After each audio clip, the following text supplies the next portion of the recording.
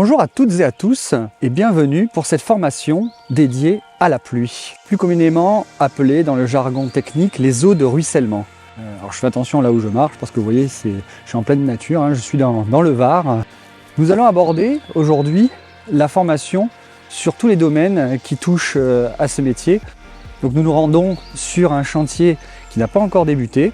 Le client va poser une cuve 10 000 litres et je vais vous expliquer un petit peu tout ce qu'il y a à savoir sur la pluie. Nous allons donc aborder aujourd'hui l'un des plus gros problèmes 2023 et probablement pour les années à venir encore. Pour le sujet que nous allons aborder, nous avons le fournisseur Graf qui propose une offre complète pour la régulation, l'infiltration et le stockage et récupération des eaux de pluie. La première question que nous devons nous poser, c'est pourquoi nous devons gérer les eaux pluviales. La première raison, c'est la préservation des eaux potables. La deuxième, et pas des moindres, c'est de limiter les inondations. Pour commencer, je vais clarifier une information, ou plutôt une désinformation importante. La fosse 3000 litres, par exemple, toute eau, et la cuve récupération eau de pluie, ce sont deux produits complètement différents. Alors, pourquoi? Parce qu'à l'intérieur, techniquement, ce n'est pas les mêmes procédés. Alors, en extérieur, effectivement, c'est une cuve étanche, mais vous ne pouvez absolument pas utiliser une cuve de fosse toutes eaux pour la pluie. En fait, toutes eaux, c'est pour toutes les eaux de la maison. D'accord? Donc, il faut pour la pluie, par contre, une cuve exprès récupération d'eau de pluie.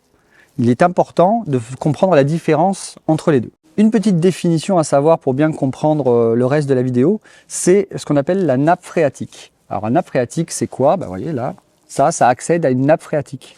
C'est-à-dire que dès qu'on va commencer à creuser, vous pouvez avoir de l'eau accessible qui peuvent être problématiques selon le système de fosse ou de cuve que vous allez poser. Nous allons aborder maintenant la régulation à débit contrôlé. Alors, c'est des termes très techniques pour dire des choses très simples comme d'habitude. En fait, toutes les eaux de la maison qui arrivent sur les toitures, les chemins d'accès, sur les terrasses, donc qui sont pas imperméables, vont être dans cette cuve, d'accord? Et juste, nous allons faire un petit trou en sortie pour réguler cet afflux d'eau qui, si nous ne faisions pas ce petit trou, arriverait d'un coup dans notre réseau et donc créerait des inondations. C'est quelque chose qui est dans 99% des cas imposé lors de votre dépôt en permis de construire. Le but de cette cuve, c'est d'être tout le temps vide, puisque le principe, c'est de faire une zone tampon. Donc, il est absolument interdit de déposer à l'intérieur une pompe de récupération des eaux de pluie et de boucher forcément le débit contrôlé. Alors, il est temps pour moi de partir, puisque on a choisi le thème, c'était la pluie, on est en plein dedans.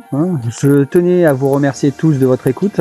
Je tenais à remercier également la société Graf qui nous a fourni les vidéos, qui nous a aidés pour pas mal de choses pour la créer. En réalité virtuelle, c'est une première. Et puis je vous dis à très bientôt pour une prochaine formation.